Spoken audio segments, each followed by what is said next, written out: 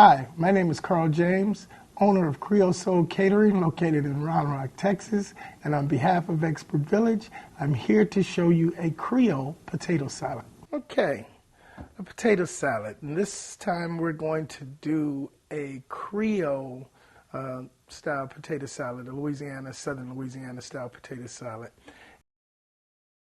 In our traditional, we cube everything. In this potato salad, it's creamy. It's all mixed together. I'm sure we're going to use celery and onions and stuff in this also, but we're going to chop everything a lot finer because it's going to match and just be just a little bit of crunch in the creaminess of this. The other thing about this potato salad is that it's more based on a mustard base. Opposite of mayo base. You're using more mustard because you do want that yellow coloring that you get in this Creole potato salad.